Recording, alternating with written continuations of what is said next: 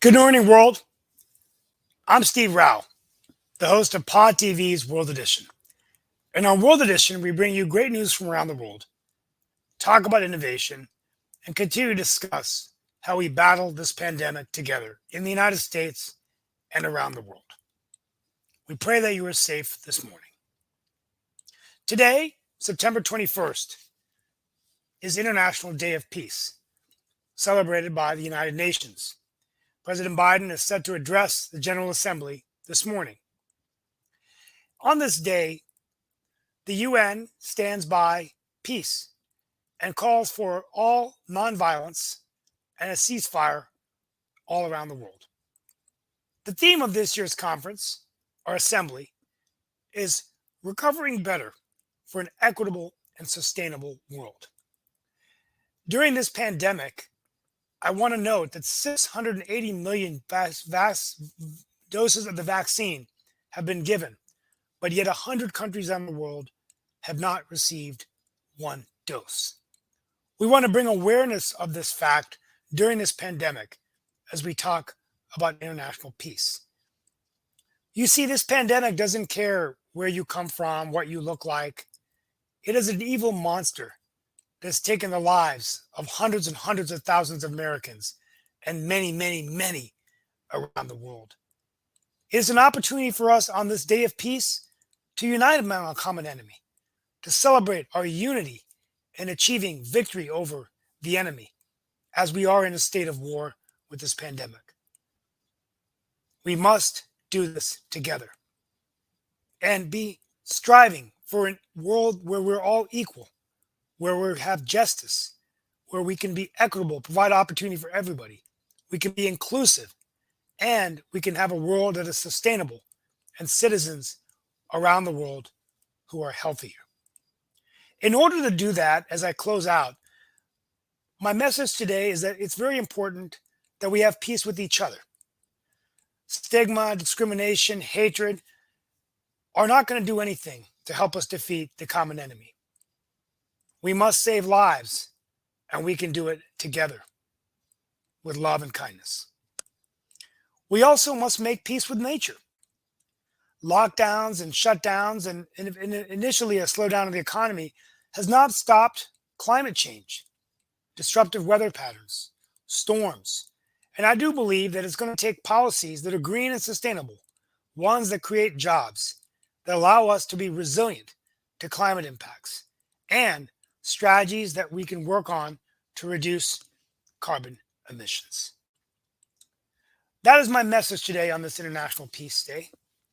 Let us work together to build peace with each other, to build peace with nature, and let us work today to be resilient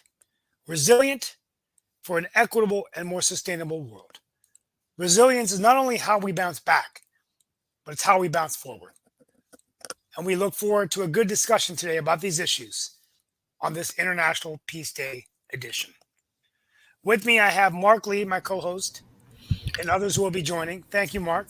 How you doing? We got Sasha. He's going to join us very shortly as well. You were speaking about resiliency, and apparently that was one of the themes of a pop group that addressed the UN as well. So the BTS, which is a K-pop group, a very popular K-pop group, was performing and also made some comments at the UN as well. So they promoted the coronavirus vaccines and they lauded young people for their resiliency. So that's one of the things that they were also commenting as well. They were lauding and definitely praising the young people out there for their resiliency as well. So I thought that was interesting that we both had that theme of resiliency in addition to other things that were being discussed. And definitely, I don't know if y'all caught it yesterday or not. I know that I try to catch some of the shows that exist, but you were talking about climate change, and that actually was one of the topics that was on yesterday on the show that I do, Mullins Music and Memories. Or actually, it was on the radio show, so it was on the first one now that I think about it. But it was with Guy McPherson, and Guy McPherson is of the fear that we may have to do some severe actions in the way of climate change and in the way we tackle our climate. Otherwise, we may be extinct in 10 years. And he was definitely very adamant about that and thinking that there needs to be some very serious actions done. If we are not careful, we may not be here in the year 2030 or beyond. And he was definitely very passionate in his plea around that, and he talked about a program that is being developed here in the U.S., but I think is originally from someplace else, called the Mirror Reflection Project. So the mirrorreflection.com is, I think, where you can find that kind of information as well. And then something else that I was going to bring up, and that I'd love to, because I'm going to also talk about the UN Secretary and some of the things that he talked about. But I know that you are a fan of Joe Manchin, and I was running around the internet and everything, and I saw that he actually had a job opening for a person in his staff. I think it was like a staff assistant or something like that, but I was going through different job sites, and I saw that he was hiring somebody in that regard. So it looks like he's looking for some people to help him in that regards. Well, I mean, hey, maybe things, this political election doesn't work out for me, I could go work for my old boss. But what does the position do? I'll have to look it up and find it out again. But it looks like it was one of the things that I found, and it was like definitely he is looking for sounds like a staff assistant or something along those lines. But I will look that up while we hear from Sasha and how things are going on. He is his part of the world. Yeah. Well, Sasha, first of all, before you talk about International Day of Peace, we want to get your perspective, for that's our topic of the day. But Justin Trudeau has won. He doesn't have a majority though in the parliament, but he is going to be continuing to serve as the Prime Minister of Canada. So, but anyway, we'll talk about that later. But tell me a little bit about International Day of Peace. This call for peace and ceasefires, and kind of your thoughts about peace with each other, peace with nature, and tie that in with Joe Biden's address to the General Assembly. I mean, it's what are your thoughts about this day? Well, it's a great idea to have a day of peace. I'll tell you why. Because, as we all know, the humans, or so-called Homo sapiens, are the most aggressive of all species ever existed on Earth. They are fighting each other. They are fighting nations against nations, tribe against tribe, religion against another religion, and so on. It's a history of humankind, the endless wars, killings. So if there are 365 days and there will be one day of peace, so people will fight the remaining 364 days, it's already great achievement. Because without that, it would be 365 days of war, killings, and atrocities. Yeah, I know. And it's just, I just don't know, when I saw that number, it really reached out to me. 680 million doses, and still 100 countries haven't received one dose. Mm-hmm. And I think that's something really important to point out as we talk about equity, right? That's, there are millions of people in other parts of the world that haven't gotten one dose of the vaccine. I mean, that is absurd. Don't you guys think that? I mean, this and this whole idea of a common enemy that we often forget, all these internal divisions we're fighting. We hear so much division in the U.S. about vaccinations and masks and all this stuff, and that's just taking away our energy from fighting the common enemy. But tell me, Steve, you're talking about most likely most unprivileged, if not poor, countries in the world, those who don't have any doses. On the other hand, it's very unlikely that people from developed countries will travel to those places. So, in fact, many of those places may not even have COVID and will never have one, because if nobody will travel there being infected by COVID, they will not get one. So they don't need vaccines either. I hear what you're saying, Sasha, but I'm exactly like I said, I was going to mention it. I was trying to find the article, but Antonio Guterres, the UN Secretary General, actually warned earlier today that we are threatened by wars, climate change, and a continuing pandemic. And he was actually saying that the world is becoming increasingly divided, kind of coming to the point that Steve was making as well. So he was gave a very sobering speech that called on nations to act, and he said, "I am here to sound the alarm.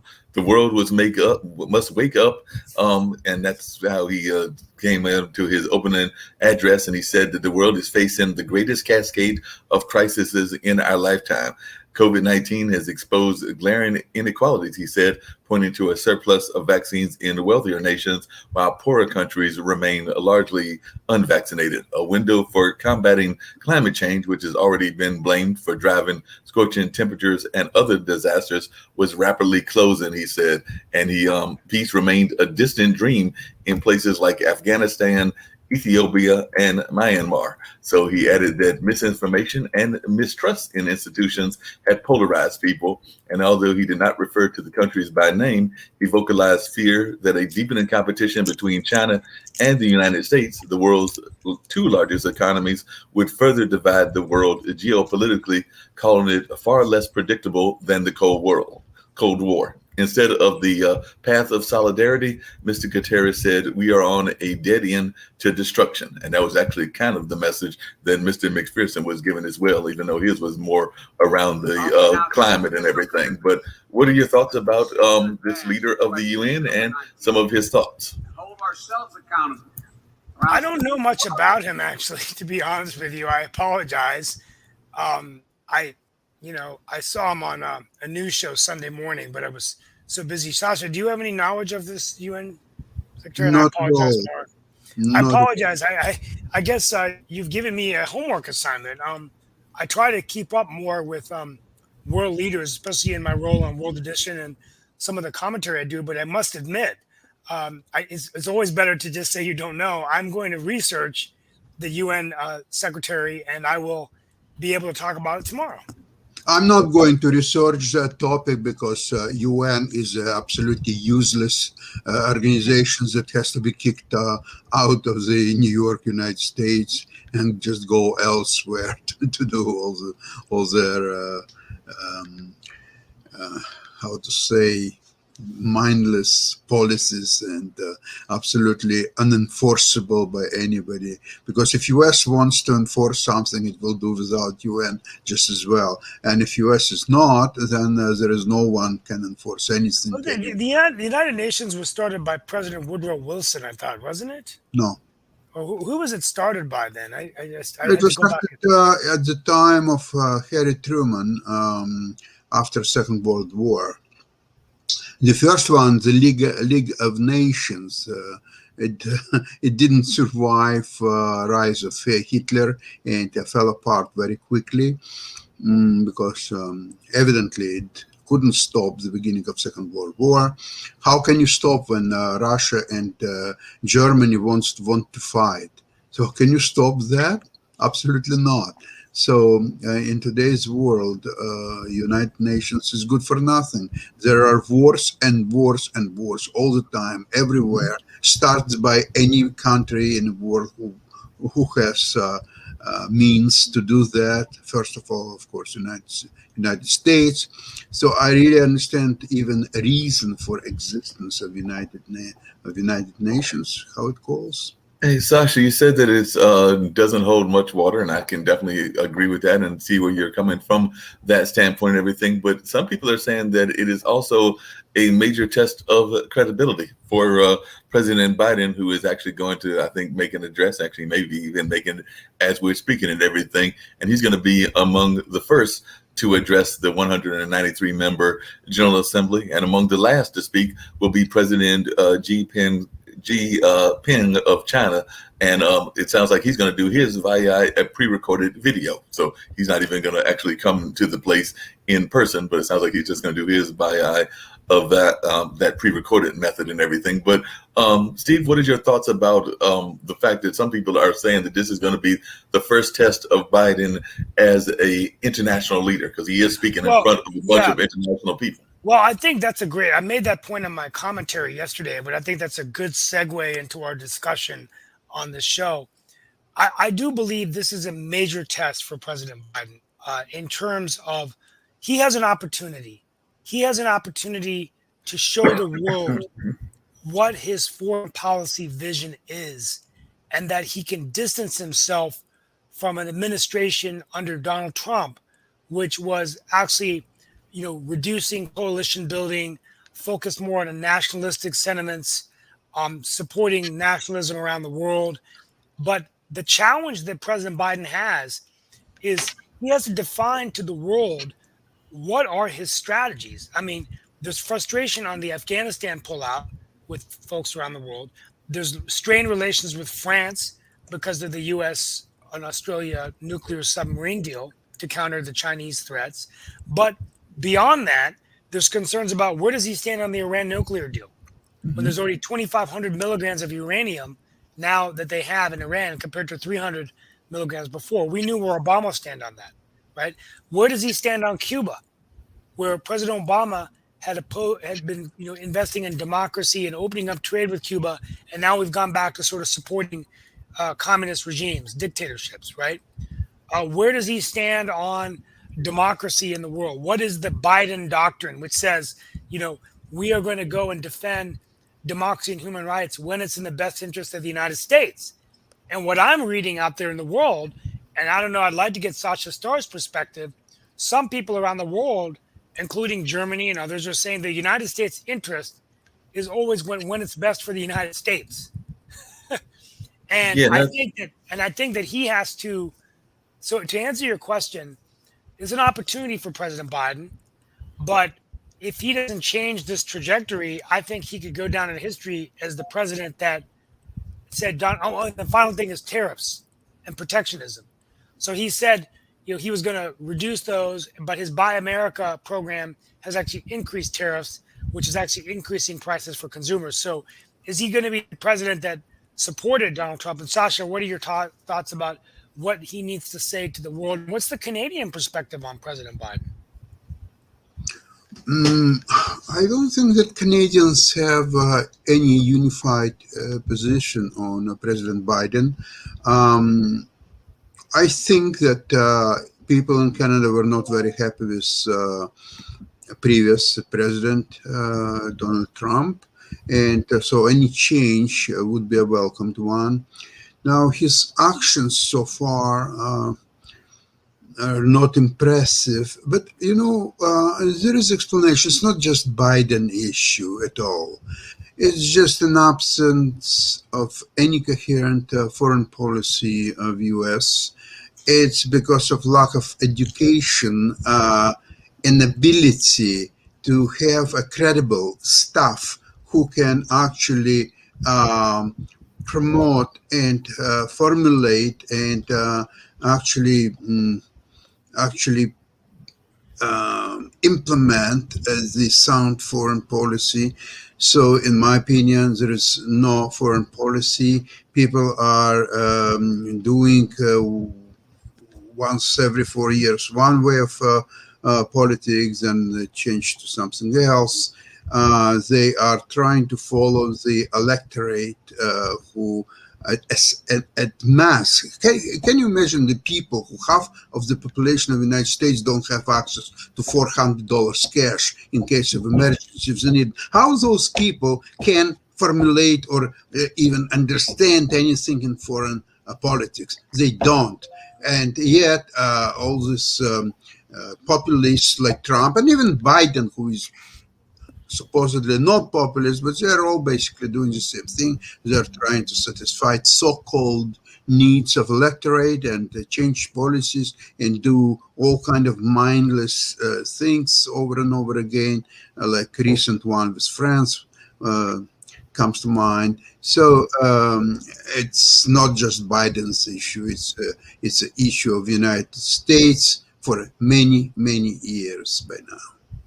And he actually raised I was going to say he raised a couple of interesting questions. One, a lot of people are more concerned about their day-to-day survival, trying to figure out their bills and things of that nature, particularly when so many moratoriums have been lifted, whether that was moratoriums around evictions, whether that was some of the utilities that were not doing as much in the sense of going after people for back pay or back dues and things of that nature. But now we find that a lot of them, whether it's the energy companies or whether it's the water companies or a number of others, were feeling that the pandemic was coming to an end, and therefore they started going back to their old method of going after folks that were not able to pay their bills for whatever reason. So a lot of people are in that kind of stuck position and all of that. So Sasha is very correct in that a lot of people are paying more attention to what are their immediate needs and their immediate concerns, and not so much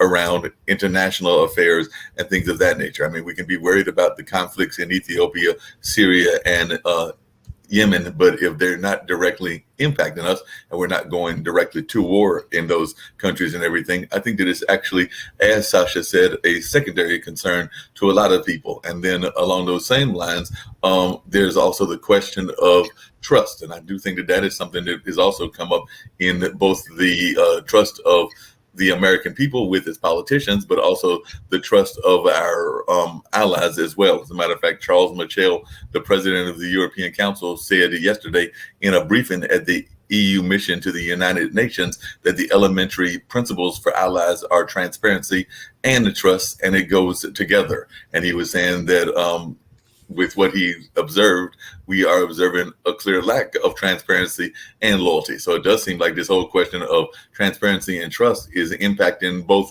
the foreign folks that are in other countries, but it's also impacting people in the United States, because they would also like to be able to have trust and transparency that things are being done correctly, whether that's in the field of foreign policy or whether that's in the field of what's going on domestically. And the last thing that I'll bring up just really quickly is that Sasha was mentioning the kind of people that go into the foreign policy kind of domain. And a lot of those people are folks that have supposedly backgrounds in that, whether they have worked in foreign countries or whether they've been in the military or whether they've been in a number of other kind of influences in that way.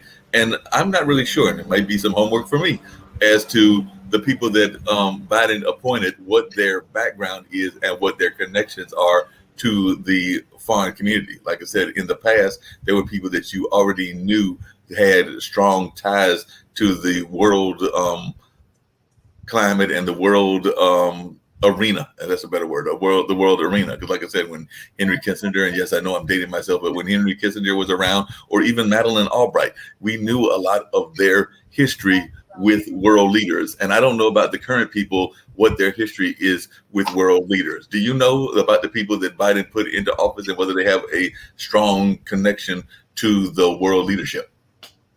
Well, after what's happened with the Trump's presidency, when he humiliated all the organizations such as FBI, CIA, make them clowns, and humiliated in front of Putin by saying that he trusts Putin's opinion more than his own organizations.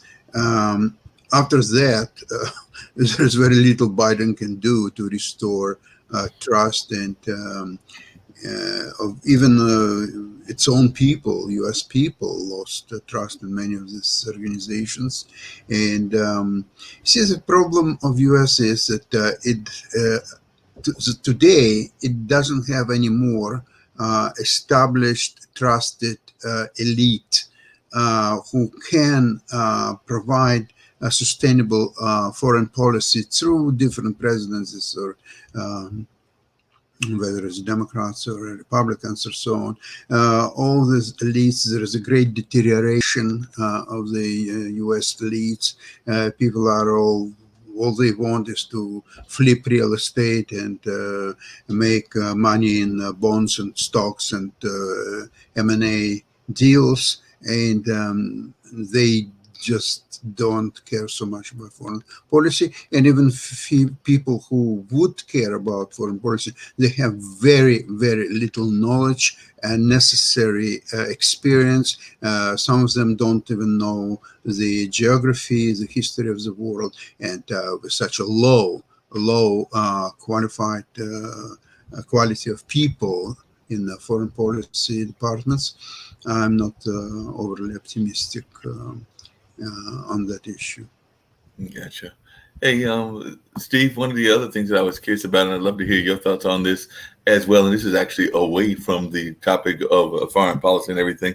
But one of the other recent articles that I saw talked about, we know that public schools have reopened and that they're doing, doing fairly well in the sense of reopening this fall. But the problem is apparently the younger children, because child care for children too young for school and for the hours before and after school apparently is operating at 80%, 88% of its pre-pandemic capacity. Even before the pandemic, childcare did not cover everyone who needed it. But apparently with the pandemic, we're seeing even more problems in that area. As a matter of fact, the article that I was reading said that at a San Antonio YMCA, 200 children are on wait list for childcare because of hiring problems, and it raised average hourly pay for full-time workers to $12.50 from $10, but still can't recruit enough teachers to meet the demand.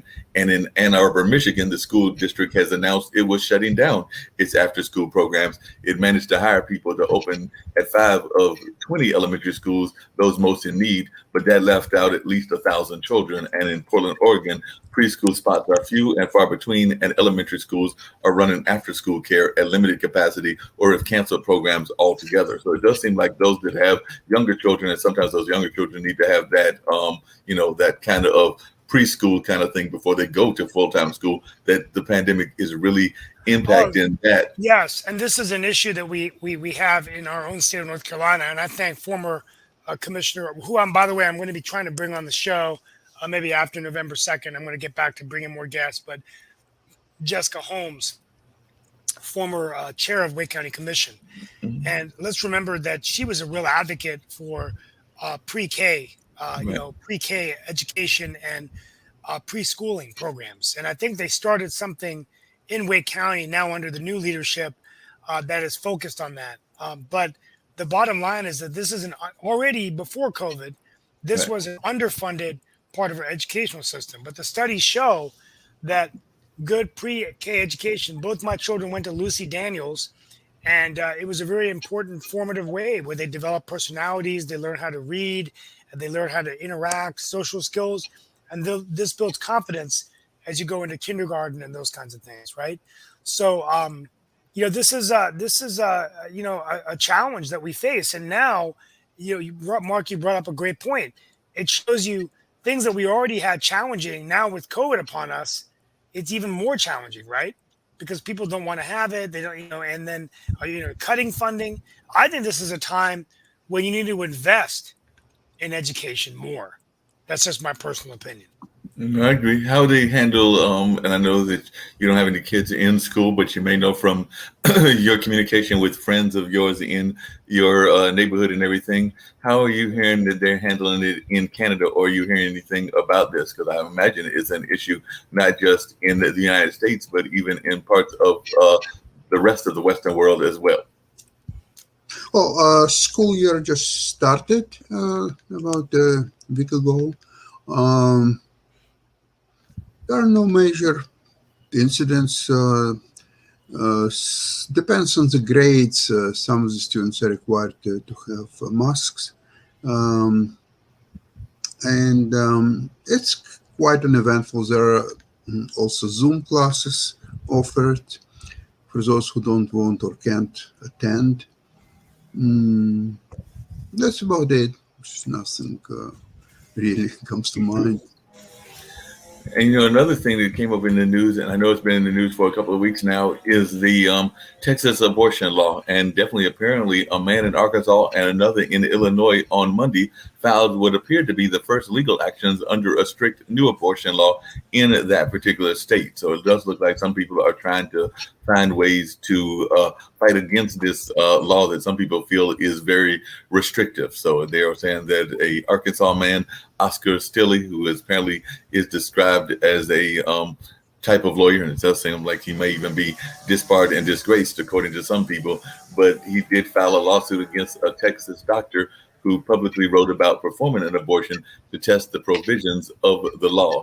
And the Supreme Court has declined to stop the law, which has effectively ended most abortions in the state since going into effect this month. So it does look like some folks are trying to test if the law is effective and also make sure that the law is actually being carried out. Because in this case, it sounds like this man is actually filing a suit for somebody that he feels did conduct an abortion. And of course, that goes against the rules of the law there in that particular state. As a matter of fact, Mr. Stilley said, I'm not pro-life. The thing that I'm trying to vindicate here is the law. We pride ourselves on being a nation of laws, and what's the law? So apparently he was saying that, since the law is in effect, he felt that the law needed to be carried out. And then apparently this Dr. Braid was also sued on Monday by an Illinois man, Felipe N. Gomez, who described himself in his complaint as a pro-choice plaintiff. So it does look like some people are finding folks that are conducting abortion still in the state, and they are now going against those folks. And therefore, that might make abortions even more underground in my mind, because that might push more people to do it underground if they are people that are actually going to push the law to be enforced. So, Steve, I know you're not, I can't remember if you're a lawyer or not, but what are your thoughts about this kind of laws being pushed by the common citizens now that that has happened with the Supreme Court? You mean just in terms of the abortion, right? The upholding of well, we've talked about this on the show, and I think, first of all, I do not agree with this super docket kind of way that these courts are making these decisions. No oral arguments, coming in and making these rulings where you just have the majority, they don't even write an opinion. They just say this is the way it is, and they're upholding these laws. And in my opinion, it's emboldening these other states to say, well, I'm going to do the same thing, right? I'm going to come in and pass my own law. So we talk about ordinary citizens. What I'm concerned about isn't ordinary citizens. It's Republican-led legislatures that are using it as a litmus test to say, well, this has been validated by the court, right? And if you look at the United States Supreme Court, I disagree with Justice Breyer, who this morning on Sunday on one of the news shows was saying the court isn't political. When it chooses to, our Supreme Court is being political. On the issues of voting rights, on the issues of abortion, the conservative justices are on the side. They're also on the side of deregulation and, not holding people as accountable to the environment. And on certain areas, they tend to work with the liberal justices. So Chief Justice Roberts surprised us on, some of his decisions, right? So, Mark, to answer your question, I think this is all the more reason why the stakes are so high in presidential races. When you're looking at lifetime appointments, Breyer, I bet you anything he'll retire so a President Biden could make his appointment. But we'll see, right? Yeah, Sasha, go ahead. Sorry, I just want to add something. When people of the United States elected Biden and subsequently Democratic Party to govern, they expected that party to actually govern. And one of the things what they must have done a long time ago, but if it's maybe it's still not late now, they have to pack the court. The Supreme Court, where there is an overwhelming majority of Republican appointees, does not reflect the recent scenario of a political life in America, where Biden won the Electoral College and huge superiority in overall numbers of electorate. So they, by electing Democrat, they hope to have a democratic government, including Supreme Court, at least to have some justice there. I'm not saying to put 25 Democratic judges there, but to increase it to at least 15 and put the Democratic judges, which would reflect of what American people want. Right now, the Supreme Court does not reflect the fabrics of American electorate and what they actually want. And if the Democrats, unfortunately, will lose next year midterm elections and subsequently election of 2024, one of the reasons would be this is not a governing party. They are sort of there, but very little governance. And So what do you think? another thing is, if they would at least expedite the possible persecution of Donald Trump, so this way they would kill all this lies theories of stolen election, big lies and small lies and everything else. That would help them tremendously. But even that they're not doing. I don't know why. Yeah, I don't get it either. Hey, Steve, what is your thoughts about this idea of packing courts? And I was going to come back to some more things around the abortions and all of that. But definitely, what is your thoughts about this idea of packing courts? Increasing the number of justices. Yes. You know, I'm a moderate. I mean, I'm a Democrat, but I got to tell you, I just don't think it's good for the institution of our high court. I think that it's better to have a court of 9, the Supreme 9, and let that court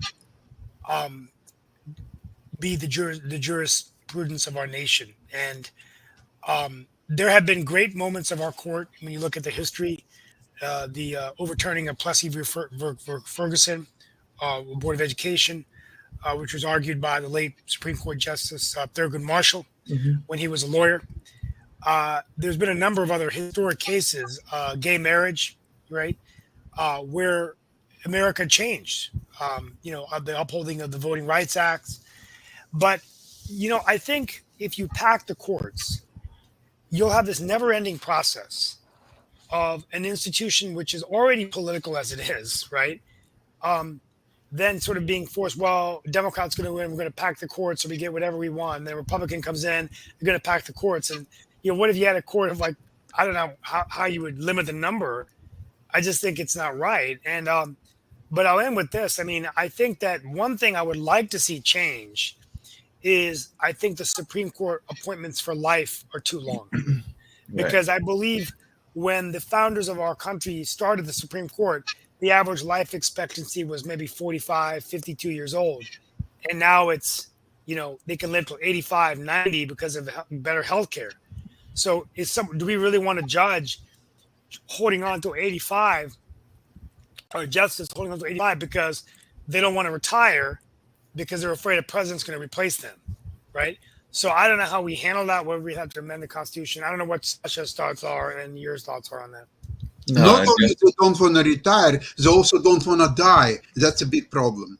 Yeah, that is a big problem and everything. By the way, since you mentioned Thurgood Marshall, I would urge people, since I'm giving homework today, apparently, to look up Pauli Murray. Pauli Murray was actually an activist. Some people would say an early feminist activist, as well as an early activist in the African American community, as well as some people would argue a member of the LGBT community as well, and definitely was an activist from Durham, but she was also involved in the writing of that decision that you're talking about with Thurgood Marshall. So there's actually a movie about her that is out now on kind of the documentary circuit. I think it's called I Am Pauli Murray or something along those lines. But if they look up Pauli Murray, they will find her and find that she was a very interesting lady that spent part of her time in New York, part of it in North Carolina, and definitely had a very rich history that I think more and more people should know about and can actually be found in some interviews of hers as well. So definitely just a little bit of homework for our listeners to look up Pauli Murray and a little bit more of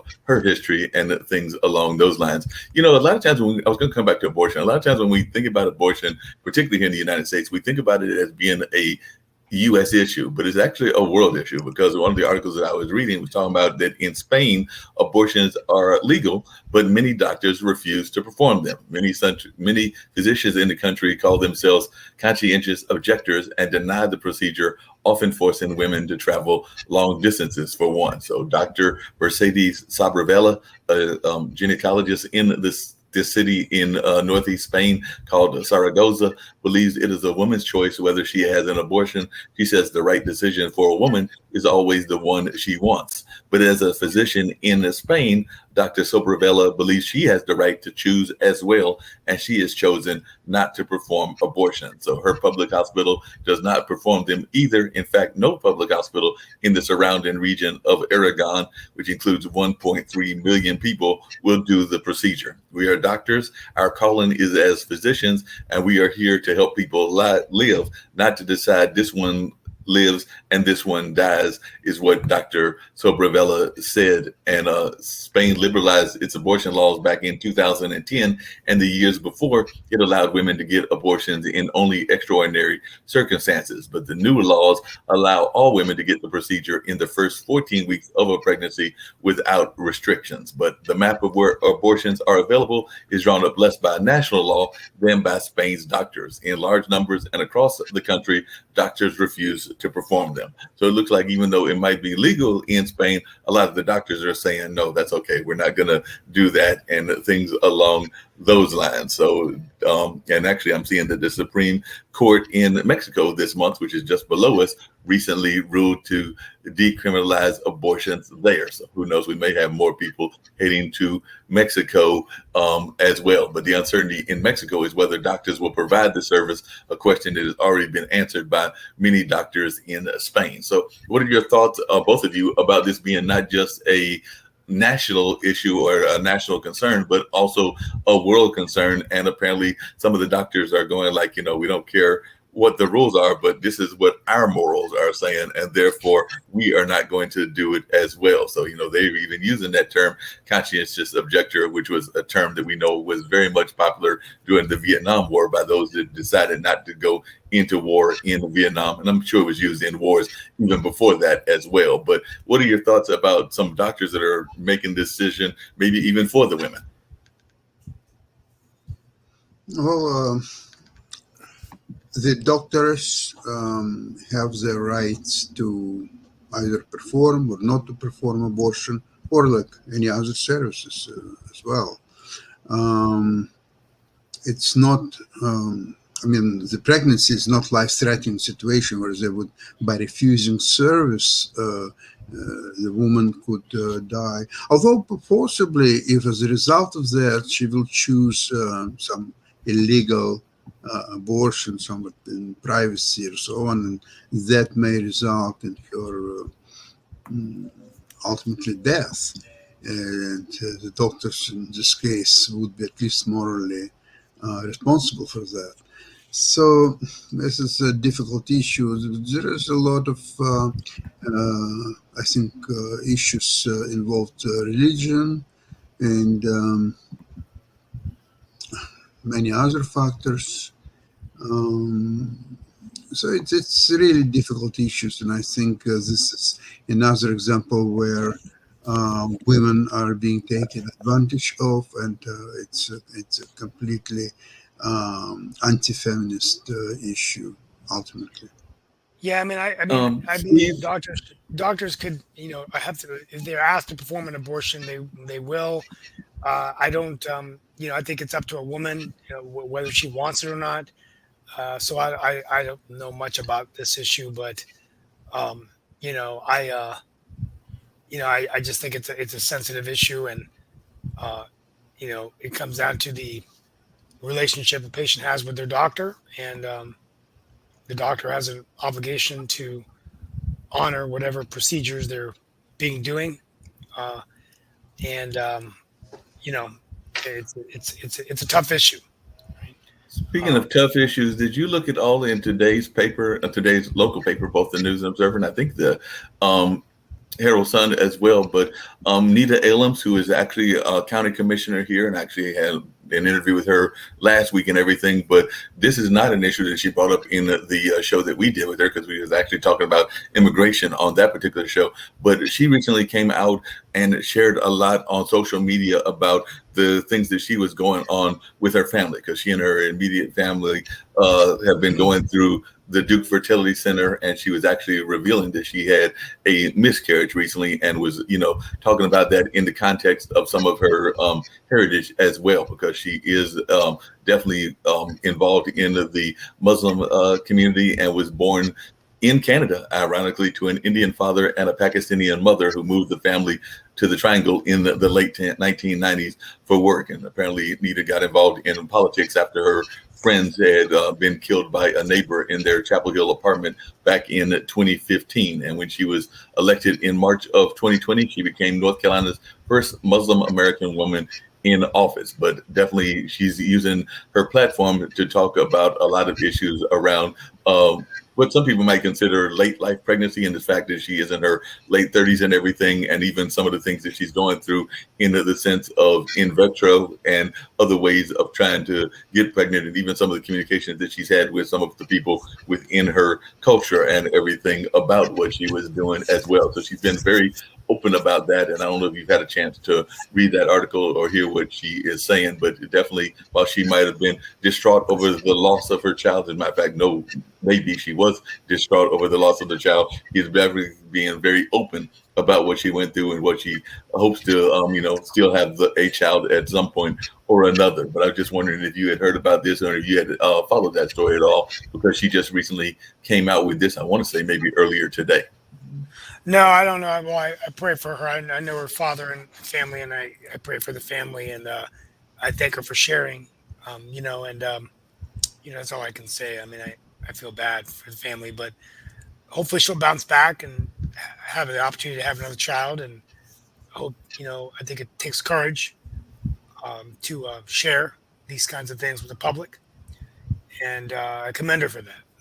Yeah, definitely. And apparently the conversation, and you said you know her father, apparently the conversation has changed her father's perspective. It helped him understand the value in creating awareness about pregnancy loss and reproductive health, according to what some of the people that are involved with NITA have said, including some of those that are in the clinic that she's been working with and things along those lines. So it does sound like they are definitely having some very open conversations about what's going on, and that's always a great thing to have happen in any community, whether it's community from the Islam community or the Christian community or the number of other communities that may exist out there. Absolutely. I mean, I think whenever we go through experiences, it shapes our opinion, and I think sometimes it's easy to make decisions based on political platforms we're agreeing, but when you go through an experience, whatever that is, you might look at things something differently, right? And so that's a good example of how a personal situation might affect somebody's view. Right.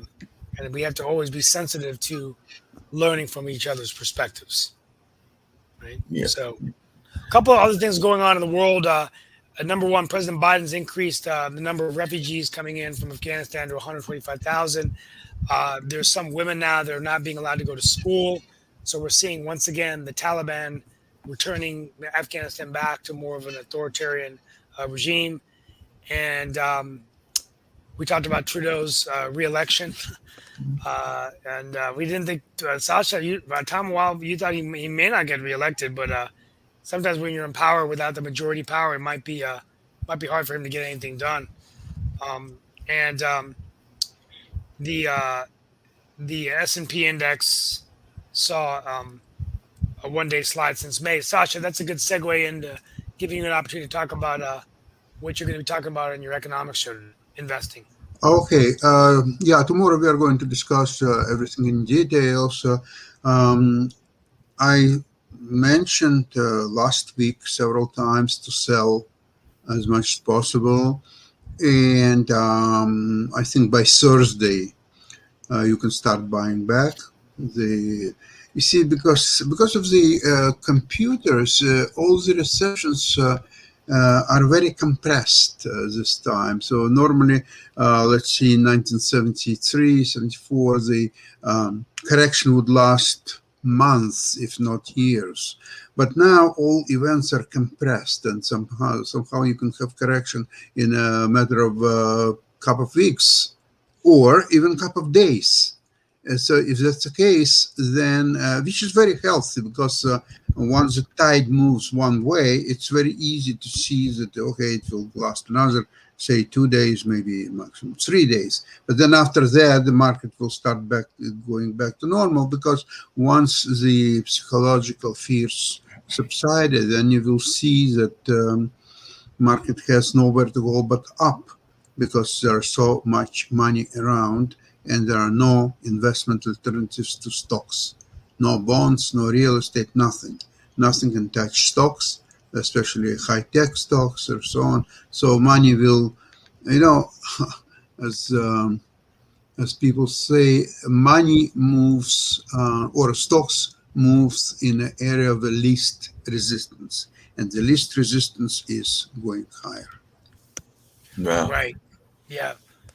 As we Um, wrap up, yeah, go ahead. We have a couple more minutes for Yeah, I wrap was up. getting ready to wrap up. One, I wanted to correct something. Arsheen is actually Nita's sister. I think that I had originally labeled her as somebody involved with the clinic, but that's actually her sister. But it actually raises a question that I know came up on Media Monday yesterday. I'd love to hear both of your thoughts about this, which is, how do you feel about people using social media to deal with issues, whether that's issues around something personal like what Nita was going through, or whether that's something around personal struggles that you're going through, or things of that nature? Because I've heard a lot of people that have been using social media to talk about their childhood traumas, their things that have happened in their life, and then sometimes people just use it to talk about things that are happening in their lives. I know that even sometimes when I put up things that I did not think were all that personal, sometimes my own folks, parents, and a brother would get upset at me because they'd be like, they not wanting their personal information out there. And I might have just been talking about a family gathering, but they were wanting more privacy than maybe they felt I was giving them. So I'd love to hear both of your thoughts about people using social media to discuss issues and to use it as a platform to discuss whatever that issue is, whether it's Black Lives Matter, whether it's transgender issues, or whether it's a number of other things that are in society. But what are both I of your thoughts? Well, let me share with you my thoughts as I've gone through this experience. I think it's okay to share your ideas and your opinions and things of interest with social media. But too often, social media is used to bash someone else that has another opinion, right? Right. And I don't agree with that. Or coming in with such a biased perspective that you just want to do something like that, right? And so I think it's been originally social media was created to share networks. That's one way I like to use it. Looking at an old friend, how are they doing? What do their children look like? What are they interested in? Right? How do I reconnect and build this kind of social network? Right? Which was what it was supposed to be. Right? There was a movie on that, right, about Facebook, Right. with played by Mark Zuckerberg. I think he played or who played? Someone played Mark Zuckerberg, but it was a story of Facebook. Um, but we've gotten away from that, and it's gone from being a social network to a political tool Right. that's being used, whether it's through Twitter or social media, to just bash. Well, here's my opinion. If you don't agree with it, you're wrong. Sasha, I don't know whether you agree or not, but I mean, I'm starting to use social media myself as a government official as a way to share ideas and be positive, not as a way to say I did this and you're wrong because you didn't agree with me, right? Basically, But I think that social media is sort of place for cowards who can say very often anonymously all kinds of things without facing a possibility to be punched right in their nose because they're at distance. So they're hiding and they're putting all kind of uh, atrocious things, and very little can be done about it. And if that person would, in front of, for example, in front of me, would say all the same things, he would be punched in the nose right on the spot. So basically, that's all what it is. Yeah, I hear you. Hey, I know we were going to get to Steve's closing remarks, so I'm actually going to come back to something that I said earlier and everything, since he asked me about the job. So if you decide that things do not work out for you in office and everything, the job is a staff assistant for U.S. Senator Joe Manchin, and it says that he is seeking an energetic, friendly, and dedicated person to serve as his staff assistant. This person will possess a high skill of organization with the ability to handle multiple tasks in a fast-paced environment. Duties include, but are not limited to, answering and routing telephone calls, fulfilling various constituent requests, greeting visitors, leading tours of the Capitol, and tallying constituent opinion calls. The ideal come on. candidate will be detail-oriented, work well in a team setting, be flexible in a demanding environment, and have excellent oral and written communication skills. I want to be his Candidates chief of staff. I forget it. Wait a minute. But candidates with West Virginia ties are preferred. So it looks like you definitely could fit in that job, but I'm thinking it's a little bit too little for you, and you've done. I want to a be the lot guy more making the sausage. I want to call the shots, Joe, wherever you are. If you're watching, and I'm going to bring him on here. I got to find him. Senator Joseph P. Manchin. I often joke that when he was elected governor, I went to a swearing in, and there was the governor at that time was Bob Wise, who was a U.S. congressman and became governor, and he was only in for one term. And Bob Wise had a corny sense of humor, but Manchin has a lot of grandkids, right? And he said, from this governor, you will always see many mansions. And it was right in front of the governor's mansions. It was like, what a corny joke. On that note, tomorrow we're going to talk about testing and the United States, why we're lagging behind in testing and the different types of COVID tests. I might be working my monologue. I want to close out today with celebrating the Startup Summit tomorrow, which will be held in RTP headquarters. We've got over 100 people signed up, and this is to celebrate surviving and thriving in a COVID economy and a post-COVID economy. We had Keith Washoe on, and this is a week after we celebrated National Small Business Week. I think it's important to reward and acknowledge the courage of startups and entrepreneurs who are doing so much every day to create jobs now and jobs for the future. If you're an entrepreneur, we wish you well. And if you want to learn more about it, come to the Startup Summit. You can sign up. We have extra tickets. Should be a great show. Thank you so much for being with us today. And we will be wishing all of you a very happy International Peace Day. Stop the ceasefires, be peaceful, and for God's sakes in politics, maybe let's try to get along, even if we're different parties. It is International Peace Day. Peace to all, and may the light and love of our hearts always lift us out of the darkness. Thank you so much. Be back tomorrow for another show.